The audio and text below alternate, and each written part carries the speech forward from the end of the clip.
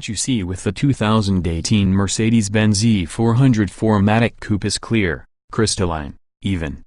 It's elegantly beautiful with a long, smooth fastback roofline. Every detail is made to extremely high standards, and the fit of every part, inside the cabin and on the exterior, is flawless. The seats are handsome and comfortable. Its twin-turbo V6 engine with 329 horsepower and 9-speed automatic gearbox work with panache and precision. So naturally, you expect a typical Mercedes melding of hardware and software, a perfect execution of the driving dynamics. But it's not quite there. Instead, numerous driving aids, digital gadgets, and not quite finished software conspire to make this very good-looking and extremely well-made car surprisingly disappointing. For a Mercedes, that is. Many other companies would be delighted if they could attain half the qualities the E400 displays.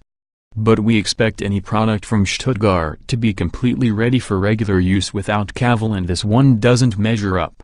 We suspect Mercedes knows that, as they chose to present the car on Spanish roads so smooth, perfectly maintained, and free of any surface corruption, that it was impossible to judge its ride qualities precisely. All cars on test by Americans were equipped with Benz's optional, well-proven 4MATIC all-wheel drive system.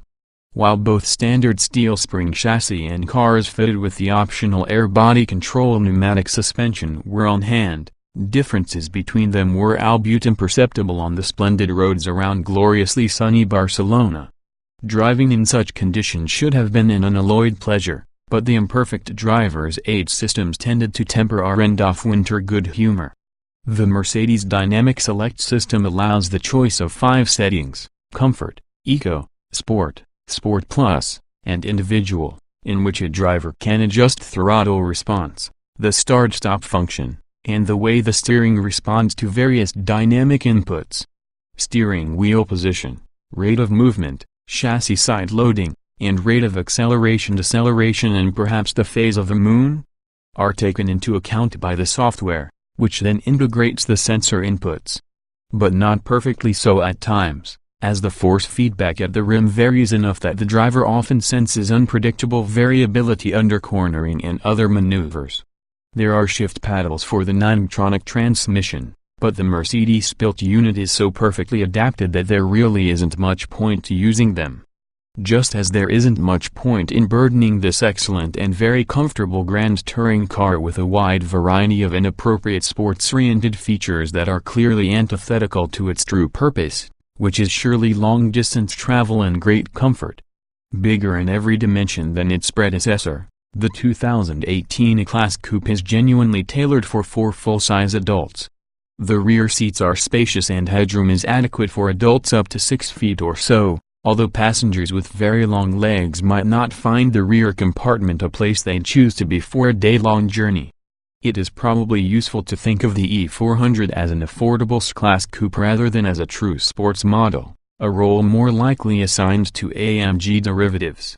An example of good idea technology that's not quite up to Mercedes standards is its Magic Vision Control windshield wipers. The arms are pierced with multiple outlets for washer fluid, flooding the glass with liquid just ahead of the wiping blade on the upsweep and pushing the fluid into the well at the back of the hood on the backstroke, leaving the glass clean and dry. Except when we tried it, there was a patch of droplets in the middle of the windshield. Will they get it right? Of course. In the meantime, it's just more fancy gadgetry that doesn't quite work as well as claimed.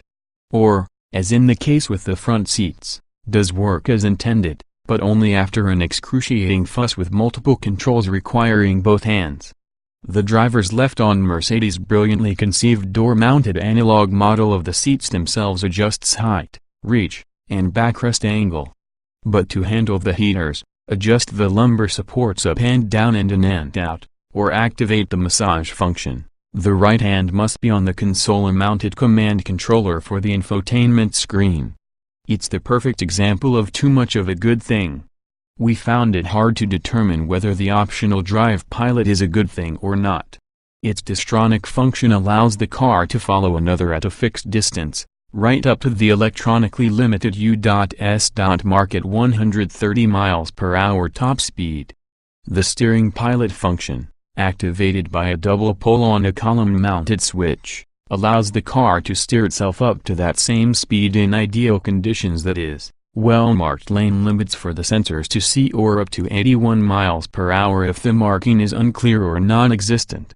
There's an active lane change assist camera and radar-based system that will steer the car into an empty lane by itself after 2 seconds of turn signal operation. All this is aimed toward an eventual autonomous operating mode, but it is more than a little disconcerting to have the car make moves that you intended to do yourself. On the road, the car feels good, but it also feels heavier than it actually is, although it's far from a lightweight. Agility is not part of its repertoire. We found the exterior styling to be very good except for the painted patch of roof that starts behind the pillar, sticking out visually like an air brake. We would pay extra to have it painted black like the forward portion of the roof for a more harmonious line. There is a little outward blip at the bottom front of the front wheel opening that was made to align with a similar outward change along the sills. It subliminally suggests that the car is so heavy that the body has squeezed out at the bottom. The almost invisible break in the rear side glass, required so the forward section behind the door can be lowered into the body side, is slightly awkward, but there's no practical way around it. The interior is a mix of very good design and clumsy German kitsch.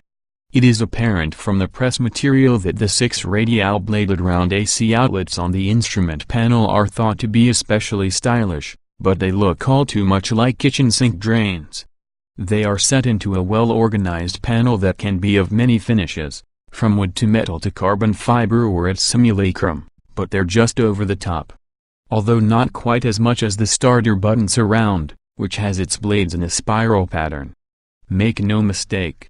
The 2018 Mercedes-Benz E400 Coupe is a very, very good car, but until all the gadgetry is fused into a traditional Mercedes aura of faultless superiority, it's not a great one.